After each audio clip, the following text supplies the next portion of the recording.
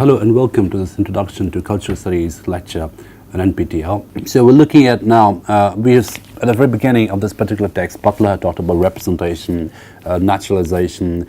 She had talked about the idea of authenticity, legitimacy, how representation can be a two-way process. It can be emancipatory, it can be liberationist, but at the same time it can be conforming to the cultural codes which are dominant in structure.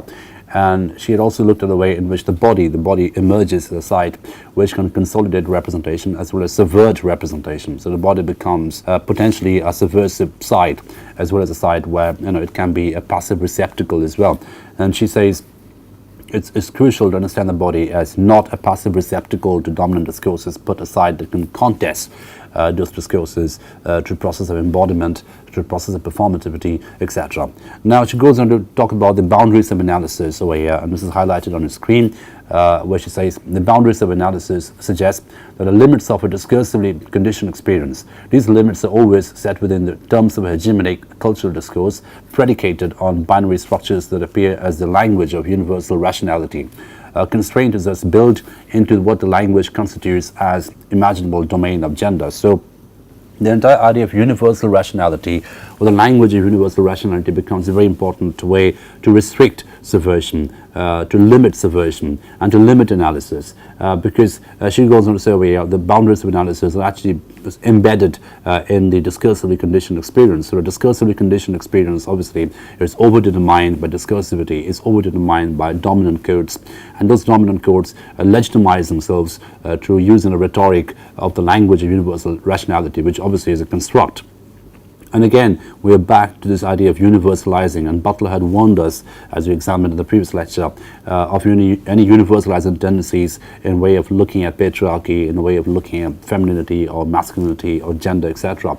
So she had warned us against universalizing tendencies, and she says over here that the way in which discursively conditioned experiences consolidate themselves is by referring or drawing on or by evoking a language of universal rationality, which is a construct, but then which appears as a given, as a meta category, which is universal in quality and is rational as well. So if you question that, you're essentially questioning rationality, and you're essentially questioning humanity or humanness, which are obviously very, very interesting constructed categories, sort of colluding with each other in terms of restricting any potential sites of subversion. So constraint is thus built into what the language constitutes as the imaginable domain of gender. So the domain of gender has constraint built into it, because this constraint is part of this entire rational discourse, part of the entire discursively conditioned discourse, etc. Right, and then she goes on to say, although social scientists refer to gender as a factor or dimension of our analysis, it is also applied to embodied persons as mark of biological, linguistic, and or cultural difference. In these latter cases, gender can be understood as a signification of an already sexually differentiated body assumes, but even then, that signification exists not only in relation to another, opposing signification. Some feminist theorists claim that gender is in relation, indeed a set of relations and not an individual attribute. Others, following before, would argue that only the feminine gender is marked and a universal person and the masculine gender are conflated, thereby defining women in terms of their sex and extolling men as bearers of body transcendent universal parenthood. So she looks at the way Butler over here examines the different ways in which gender is argued. So she looks at the different feminist arguments of gender in terms of looking at the gender of woman as a relational construct, as a construct of difference, and the way in which the male gender is sometimes considered to be the universal transcendent phenomenon of humanity, personhood, etc. So this is something which we see in language as well, where we talk about human beings, the Homo sapiens, we refer to them as man, and it's always with the pronoun he, which obviously is a universalizing, transcendental tendency, right? The entire idea of humanity or humanism or human beings on earth is conflated with the idea of the male gender, and so maleness and humanity are oftentimes indistinguishable in this particular discourse. So Butler is sort of alerting us to these sort of phenomena in this particular section. And then she goes on to say, in a move that complicates the discussion further, Louis Irigaray argues that women constitute a paradox, if not a contradiction, within a discourse of identity itself. Women are the sex which are not one. Within a language progressively masculinist, a phallocentric language, women constitute the unrepresentable. So she's drawing on the French feminist Louis Irigaray over here, and very interestingly, Irigaray talks about woman as being an aporia. What's an aporia? An aporia is something a space which cannot be passed, a space which cannot be analyzed, a space which cannot be crossed or classified, etc. So women become the aporia, the interruption in the entire masculinist phallocentric discourse. So phallocentric obviously is a combination of phallocentric and logocentric. So it's male logic. So language becomes a very phallocentric discourse, a dominant language, rational language. The idea of rationality is very, very phallocentric. So in this kind of an idea, in this kind of a discourse, women become an aporia, women become the unrepresentable, women become a condition of absence, a subversion to a certain extent, according to Irigaray. In other words, a woman represents that sex that cannot be taught a linguistic absence and opacity. So it's both an absence and an opacity. It sort of interrupts or basically problematizes the supposed transparency of language, the supposed transparency of phallocentric language through a very deliberately designed opacity, a very deliberately designed absence. So absence and opacity become political categories over here, which interrupt the seamless process of phallocentric language. And we need to be aware of the fact that this entire seamlessness of phallocentric language is invested into producing gendered identities or dominant gendered identities in the process of historical processes which are historical, economic, materialistic, linguistics, etc. Right, so within a language that rests on univocal signification, the female sex constitutes the unconstrainable and the undesignatable. So this undesignatable quality, this unconstrainable quality of the female sex becomes, for Irigaray, precisely a liberational potential for femininity, that it can escape the boundaries of patriarchal language, of phallocentric language. So language which is itself patriarchal in origin, language which is phallocentric in origin, can be interrupted and can be deconstructed by the unconstrainable and undesignatable quality of femininity of female sex, according to Irigaray. So Irigaray, of course, belongs to this French feminism, this sort of the very post-structuralist feminism. So Irigaray, Helen Kixu, so these people were sort of looking at language as a phallocentric discourse, as a discourse which is designed to contain a woman, a discourse which is designed to extend patriarchy, etc. And Butler draws on Irigaray quite a bit in this particular book, and this is what makes the book quite post-structuralist in quality. The way she sort of draws on post-structuralism in a way of looking at gender and the production of gender identities is quite deconstructive and post-structuralist in quality. Right, so within a language that rests on univocal signification, the female sex constitutes the unconstrainable and the undesignable. In this sense, woman is a sex which is not one but multiple. So this multiplicity of meaning, this multiplicity of identity is something which can be potentially subversive in quality, according to Irigaray. So woman, the category of woman or the gendered identity of woman over in this particular narrative, which is phallocentric in quality, is not one but multiple. In opposition to Beauvoir, for whom women are designed or designated as the other, Irigaray argues that both the subject and the other are masculine mainstays of a closed phallocentric signifying economy that achieves its totalizing goal through the exclusion of the feminist altogether, or the feminine altogether. So Butler over here, delineates the difference between Irigaray and Beauvoir over here.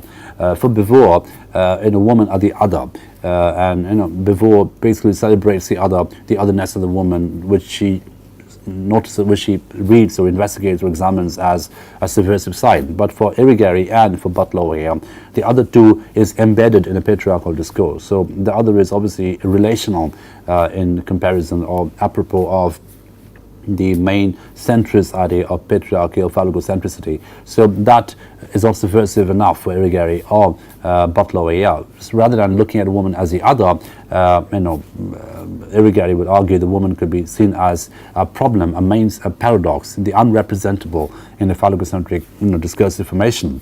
So because the other two is part of the totalizing process, the other two is part of the binaristic process with which phallocentrism operates, with which phallocentrism proceeds, and obviously being an other means getting trapped in the same process of binarism, the same process of logic formation, and logic configuration, etc. And Irigaray questions that. Irigaray wants an interruption rather than an othering of this process of phallocentrism. So interruption becomes more important, or the process of becoming a paradox production becomes more important for Irigaray and Butler than the process of othering, because the process of othering too can be reified quite conveniently by the phallocentric system, which is something that Butler questions throughout this particular book. So we are looking at, this is one of the really complex things in Gender Trouble that Butler does very, very effectively, I think. She talks about the different arguments of feminism, the different feminist theories who come together, and she delineates the difference in terms of looking at how feminism could be understood in different points of time compared to patriarchy. And again, she goes on to say, and this is the section which is highlighted on the screen over there, the subsection is entitled Theorizing the Binary, the Unitary and Beyond, where Butler goes on to say that Beauvoir and Irigaray clearly differ over the fundamental structures by which gender asymmetry is reproduced. So again, she's back in terms of describing the difference between Beauvoir and Irigaray over here. So Beauvoir turns to the failed reciprocity of an asymmetric dialectic, while Irigaray suggests that the dialectic itself is a monological elaboration of a masculine and signifying economy. So whereas Beauvoir talks about the dialectic between the self and the other, and how the woman should be considered to be the other, Irigaray would say that the dialectic itself is patriarchal quality. So being the other is actually getting trapped in its patriarchal economy. It's not really liberation in the proper sense, because you're actually part of the patriarchal process. You're still very much a part of the patriarchal economy by being the other, because the other is part of the productive formation. So rather than being a part of this patriarchal process, Irigaray would demand a complete liberation from the dialectic of self and other. And Butler over here is delineating the difference between Irigaray and Beauvoir in this particular section. So, and then she goes on to say the concept of womanhood and how the womanhood becomes a very contested subject formation, which must be used against universalizing tendencies. And she goes on to say over here the opening discussion in this chapter, this is highlighted on the screen, the opening discussion in this chapter argue that this globalizing gesture has spawned a number of criticisms from women who claim that the category of woman is normative and exclusionary, and is invoked with the unmarked dimensions of class and racial privilege intact. So she talks about the criticism which is directed against any universalizing tendency and universalizing idea of woman, because that universalizing idea of woman often does away with the micro categories of race, racial privilege, class, language, etc. Because if you make woman as one universal category, then that obviously does away with a lot of other micro contestation sides like race and racial privilege and language and class and different sort of human and discursive situations. So these situations must be taken into account, according to Butler, in terms of looking at the idea of femininity as different micro categories. So the point over here is something which Lyotard had also argued in the postmodern condition, that in order to do away with the grand narrative, which is patriarchy way up, we must then construct another grand narrative, which is that of a woman or the woman. So there is no the woman, according to Butler. The woman is always a contested side, it's always the performative side, which should do away with any kind of a universalizing tendency and a totalizing tendency altogether. In other words, the insistence upon the coherence and unity of the category of woman has effectively refused the multiplicity of cultural, social and political intersections in which the concrete array of women are constructed. So this entire idea of having this one idea, this one univocal idea of woman, which is unitary and homologic in quality, has done away with the concrete array of multiplicities through which the idea of woman is constructed or are constructed. So multiplicity becomes more important for Butler, plurality becomes more important for Butler, rather than any idea of coherence and unity. And this again finds its ally with the postmodern condition, because, and this is what I said at the very beginning of this particular text when we started looking at it from the previous lecture, we saw how Butler is one of those really key figures who connect postmodernism, post-structuralism and feminism and gender studies, because her way of looking at gender is as a contested category, is a category which is always the process of becoming, right, which celebrates multiplicity, which celebrates plurality, and which resists any idea of a grand narrative, which resists any idea of a grand other, which is something that some feminists incorporate. And obviously we can see Butler quite clearly siding with Irigaray as against Beauvoir. So she has problems with Beauvoir's understanding of the woman as the other of the man, because she says this whole process of being the other and the self is part of this patriarchal dialectic, and the dialectic is contained within a patriarchal economy. So if we really want liberation from this patriarchal economy, we must liberate ourselves.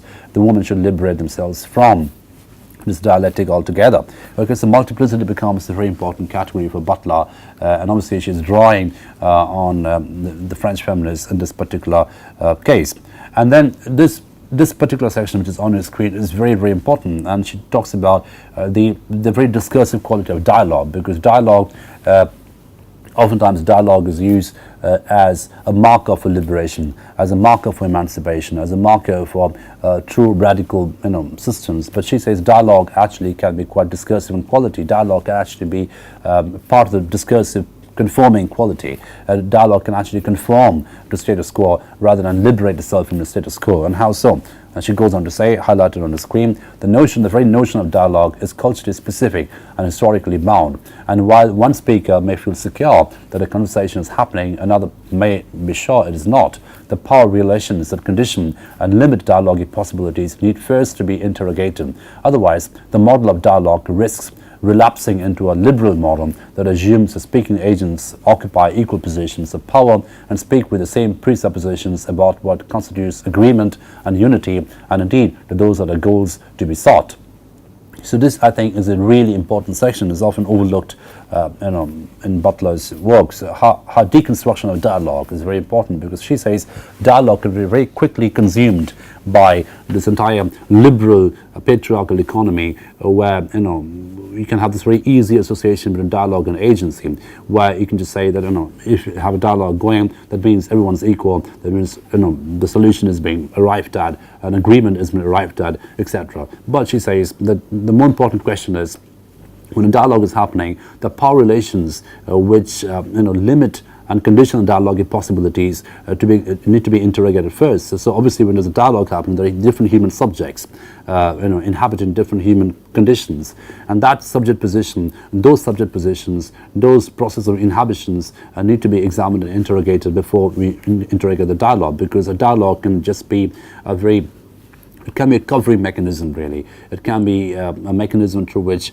agreement is achieved, and then that does away with all kinds of multiplicities, that does away with all kinds of plurality, that does away with all kinds of dissent.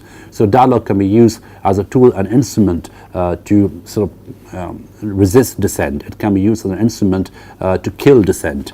So it can very quickly become a liberal strategy, which can obviously be part of this entire patriarchal phallocentric process.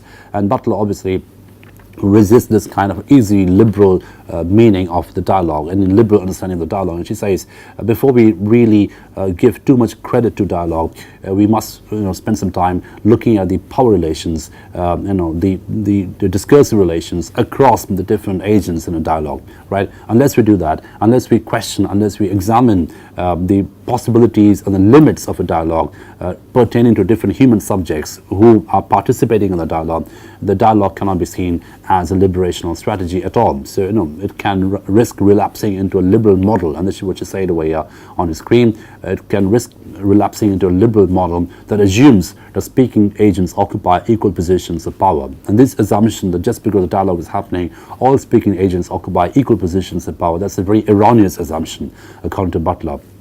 You can also assume that they all speak with the same presuppositions about what constitutes agreement and unity. So obviously the question of agreement, the issue of agreement and unity can have different ramifications depending on different human subject positions.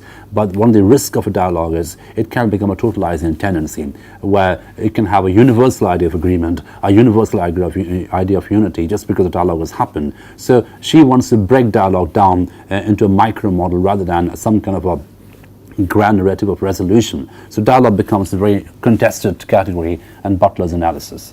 Okay, so we can see how one of the things which Butler does in this particular book, she takes up issues which are contested, but at the same time she takes up issues which are assumed to be sort of liberal, assumed to be revolutionary, assumed to be emancipatory, and she questions how those seemingly emancipatory models, those seemingly liberational models, are actually embedded in a phallocentric discourse. Right? Sometimes the phallocentric discourse allows this liberation models to take place just to look good, just to sort of tick a box in terms of saying that, okay, we have had a dialogue, so obviously now we have an agreement, so there can be no further questions. So dialogue can often be used as a closure, as a design for a closure. Okay, and that's something Butler warns us against. So this particular section, which is on your screen, I'm going to wind up with this lecture, with this particular section. There's a series of questions that Butler asks, questions which are really relevant in terms of looking at how identities are produced, constructed and reconstructed and deconstructed through political processes of representation. She asks a series of questions, and the first question is unity necessary for effective political action? Is a premature insistence on a goal of unity precisely the cause of an ever more bitter fragmentation among the ranks? Certain forms of acknowledged fragmentation might facilitate coalitional action precisely because the unity of the category of woman is neither presupposed nor desired. Does unity set up an exclusionary norm of solidarity at a level of identity that rules out the possibility of a set of actions which disrupt the very borders of identity, concepts of which seek to accomplish precisely the disruption as an explicit political aim, without the presupposition of goal or unity, which is in either case always instituted as at a conceptual level? Provisional unities might emerge in the context of concrete actions and that are purposes other than the articulation of identity, without the compulsory expectation that feminist actions must be instituted from some stable, unified and agreed upon identity. Butler over here obviously is looking at unity in a very, very interesting sense, and she's questioning the question of unity. She's questioning the very ontology of unity over here, and then she goes on to say that without the compulsory expectation that feminist actions must be instituted from some stable, unified and agreed upon identity, those actions might well get a quicker start and seem more congenial to a number of women for whom the meaning of the category is permanently moot. So this is obviously very, very postmodernist, and this is in connection to the previous analysis on dialogue. And she says we must not look at unity as a grand narrative, because we must be more interested in micro agreements rather than one universal unity. Because the idea of universal unity or solidarity can be very exclusionary in quality, can be very exclusive in quality, and might rule out certain other possibilities of contestation, certain other possibilities of subversion, etc. So Butler warns us against the grand narrative of unity over here. So unity can, again, it can be a liberal strategy which can quickly sort of convert itself into the patriarchal strategy of granting, of permitting, of allowing certain kinds of agency to the human subject, rather than being a truly subversive, a truly in a contested category. So unity can actually sometimes come with a compulsory expectation. It can come with the conforming sort of expectations, which conform to these dogmatic and dominant discourses which overdetermine gender identity. So unity is something that Butler resists over here, and she says that true revolutionary action, true subversive identity can not come. It shouldn't come from a stable, unified and agreed upon identity. So this agreed upon identity can very quickly sort of connect itself to liberal strategies, connect itself to phallocentric strategies, and then that does away with the entire idea of subversion altogether, right? So she is more interested in micro contestation, in little narratives, in local narratives, rather than one grand narrative of unity. And this, of course, has very interesting bearings with, if you remember, with Lyotard's problem with Habermas at the end of the postmodern condition, because there too Lyotard says quite clearly that he's not really interested in a public space where unity or agreement happens, because that can very quickly convert itself into a grand narrative which does away with any kind of local voices, which does away with any kind of micro possibilities and micro voices and aim at some kind of a hegemonic solidarity, right? So solidarity or emancipation or agreement can very quickly become hegemonic in quality at a conceptual level, and they can do away with the real human situation at a micro level. So unity is something Butler warns us against in this particular section. So I'll end with this lecture with this particular section, this particular point, and obviously we are looking at a very post-structuralist way of looking at unity, dissent, consent, gender.